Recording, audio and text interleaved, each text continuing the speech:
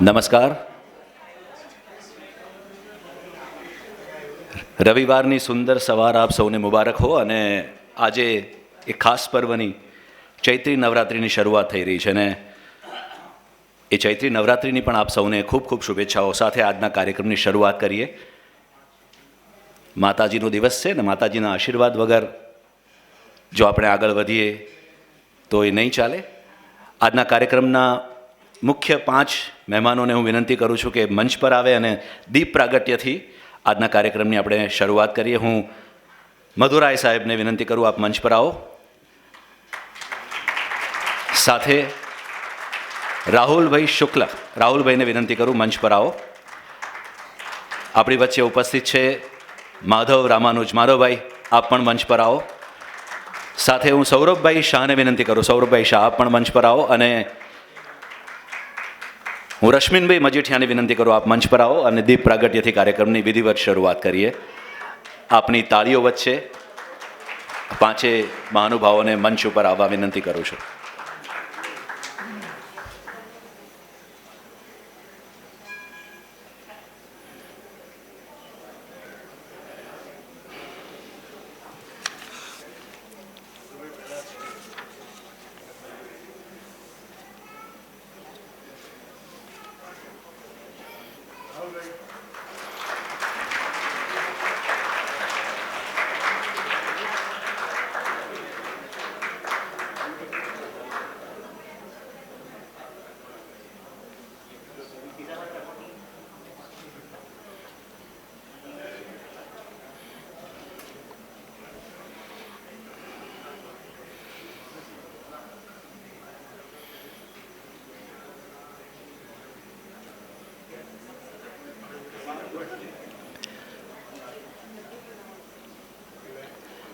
યા દેવી સર્વભૂતેષુ માતૃરૂપેણ સંસ્થિતા નમસ્તસ્યે નમસ્તસ્યે નમસ્તસ્યે નમો નમઃ.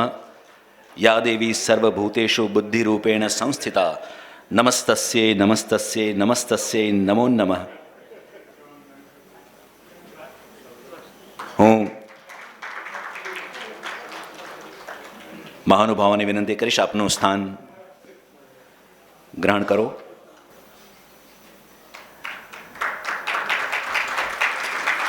સ્વસ્તિ તિલકમ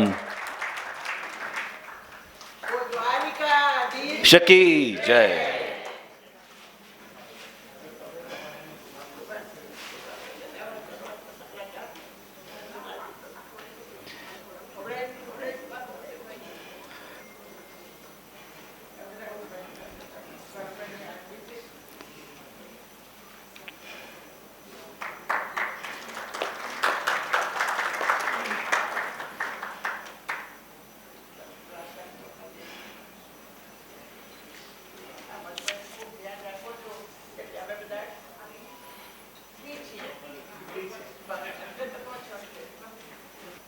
માણસને જીભ ફૂટી અને જીભને ભાષા ફૂટી. માણસ વાત કહેતો થયો, પોતાની લાગણી અભિવ્યક્ત કરતો થયો અને આ વાત ક્યારે વાર્તા બની ગઈ એ ખબર જ ના પડી. આપણો ભારત દેશ વાર્તાઓનો દેશ છે. વૈદિક કાળથી લઈને અર્વાચીન યુગ સુધી, અથવા કહો તો માણસની ઉત્પત્તિથી લઈને આજ દિન સુધી વાર્તા માનવીની સાથે પ્રવાસ કરતી આવી છે, યાત્રા કરતી આવી છે. એ જ ક્ષણથી વાર્તા આપણા જીવનનો અભિન્ન અંગ બની ગઈ છે. વાર્તા કહેવા અને સાંભળવા પાછળનો મૂળ હેતુ માત્ર મનોરંજન નહીં, મનોમંથન પણ છે. રામાયણ, મહાભારત જેવા મહાકાવ્યોથી શરૂ કરીને ઈસપની બોધકથાઓ, પરીઓની વાર્તાઓ, અકબર બિરબલથી લઈને વિક્રમ વેતાળની વાર્તાઓ, મુલ્લા નસરુદ્દીનના કિસ્સાઓ, કે પછી આપણી ગુજરાતી ભાષાની વાત કરીએ તો મિયા ફુસ્કી, તબા ભટ્ટ અને છકામકાની વાર્તાઓ, આ દરેક સ્વરૂપે વાર્તા આપણા માનસનું ઘડતર કરતી આવી છે, આપણને મોરલ વેલ્યુઝ સમજાવતી આવી છે.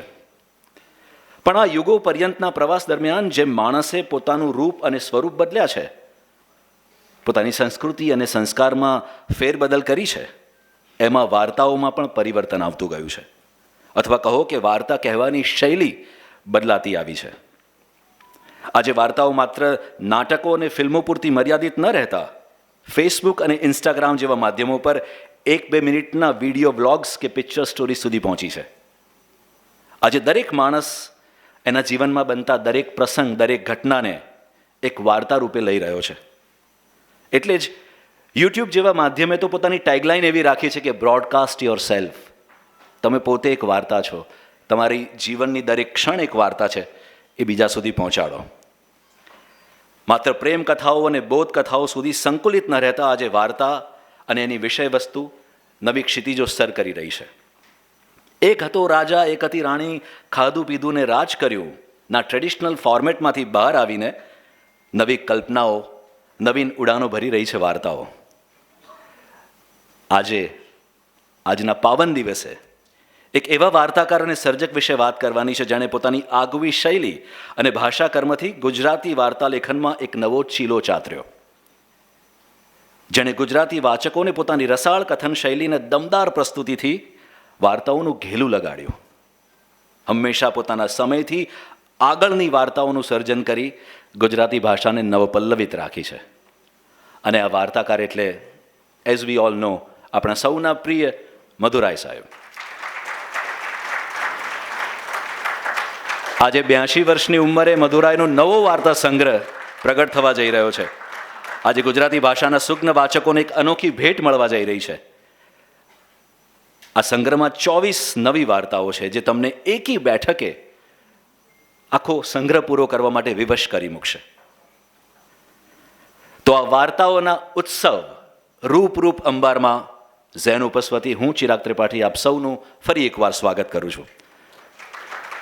મિત્રો, શરૂઆત કરીએ એક એવા વ્યક્તિ વિશેષને સાંભળવાથી જેમની સાથે આપણો રિયલ લાઈફનો તો કદાચ નહીં પણ રીલ લાઈફનો નાતો છે એવું કહી શકાય. જેમણે છેલ્લા 5-6 દાયકાથી રંગભૂમિ પર તો પોતાના અભિનયના અજવાળા પાથર્યા છે, પરંતુ હિન્દી ફિલ્મ ફલક ઉપર કંઈ કેટલાય પાત્રો ભજવીને આપણને મંત્રમુગ્ધ કર્યા છે. આપણે એમને અનેક નામોથી ઓળખીએ છીએ.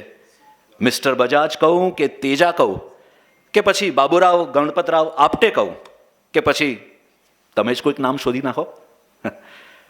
જેમણે મધુરાયના ઘણા નાટકો ભજવ્યા છે એવા એમના પરમ મિત્ર અને દોસ્તને સાંભળીએ. શરૂઆત કરીએ અને તમે જ ઓળખો આ કોણ છે. મધુરાય એટલે મારી વાલસોઈ ગુજરાતી ભાષાનો નગર શેઠ. હું જાંગ ઉપર હાથ ઠોકીને કહી શકું કે એમના જેવું ભાષા કર્મ કોઈ નથી કરી શકતું, અને મને ડાઉટ છે કે એમના જેવું ભાષા કર્મ કોઈ કરી પણ શકે. અને મધુરાયની જ ભાષામાં કહું તો 2 લોટા ભાંગ પીધ્યો એવો નશો ચડે. સંતોરંગેરી નાટકમાં પહેલો સીન છે બસ સ્ટેન્ડ પર.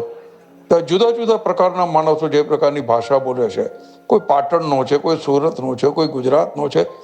તમારા કાન આ ગુજરાતી ભાષાની જાવ જલાલીથી નાહી ઉઠે. જેમ મંદિરની ઝાલર વાગતી હોય ને, એમ તમારા કાનમાં એ ભાષાની ઝાલર વાગે. એટલે અમે તો મધુરાયના નાટક અને એમની ભાષાથી જ જાણ્યા છે. રમેશ પારેખના ગીતોમાં જેમ નૈસર્ગિક ભાષાની દોમ દોમ સાહેબી છે ને, એવું મધુરાયમાં થાય. અને મધુરાયના લેખનની ખૂબી એ છે જે મેં બહુ જ ઓછા માણસોમાં જોઈ છે કે you can smell his character, you can see his character. એ કિમ્બલ રેવન્સવુડની અનિલા કામદાર કેવી રીતે સાડી પહેરતી હશે, એ કેવી રીતે વાળ ઓળતી હશે, એ તમારો હિમાદ્રી વદન વૈષ્ણવ સંતુ રંગીલીનો કેવી રીતે છટાથી ફરતો, બધું એમની ભાષામાં આવી જાય. એટલે એ જે ભાષા વૈભવ જે છે, આવો ભાષા વૈભવ જોયો નથી. અને તમે જેમ એમની ભાષાકીય સંવેદનશીલતા છે એ જીવનને અનેક રીતે ગ્રહીને રસસભર બની છે.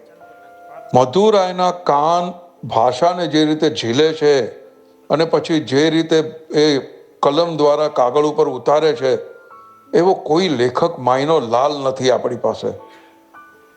તમે એમની હાર્મોનિકા વાંચો, એ હાર્મોનિકા વાર્તાઓ તેમણે જેને સુરાવલીમાં ફેરવી નાખી છે અને અર્થભારથી મુક્ત કરી અને ધ્વનિ ઘટકોની શ્રેણી એવી રહે છે કે બસ તમે વાંચતા જ જાઓ અને મન તમારું સ્વયં હરિયા શ્રેણીની વાર્તા તો તરંગ અને કલ્પના માટે દર વખતે નવી ઉડાન ભરે છે અને કોઈ જુદો જ બોધ આપે છે. ગુજરાતી વાર્તામાં એક જ પાત્રને લઈને આખી જો વાર્તા શ્રેણી રચાઈ હોય એ મધુરાયની જ હશે. અને મધુરાયની વાર્તાનું એક ઓળખરૂપ લક્ષણ એ છે કે રસમય અભિવ્યક્તિ. વાચકને એમની વાર્તામાં રસ ન પડે એવું બને જ નહીં. વાર્તાની આંતરિક ગૂંથણી પણ એવી કે કુતૂહલ જાગતું જ રહે.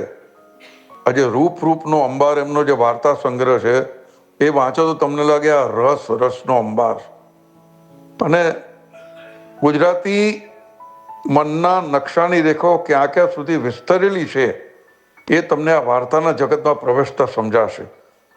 અને બીજી લાક્ષણિકતા એ છે કે મધુરાઈની વાર્તા જો તમારે શાંત બેસીને વાંચવાના બદલે સસ્વર વાંચશો, જો તમે મોટેથી વાંચશો તો એ વાણીના ઘણા મરોડે, ઘણા ધ્વનિ તમારે અંદરથી થેરપી થઈ જશે.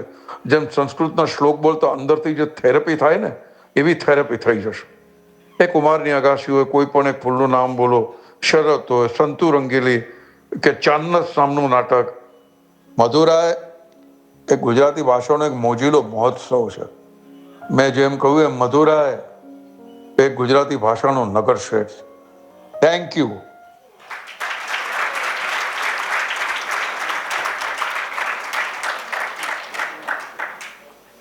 જેમ બિલકુલ સાચી રીતે કહ્યું એમ કે આ રૂપ અંબાર નહીં પણ રસ અંબાર છે. તો આ રસના અંબારને આજે આપણે પીવાનો પણ છે, આ રસને માણવાનો પણ છે.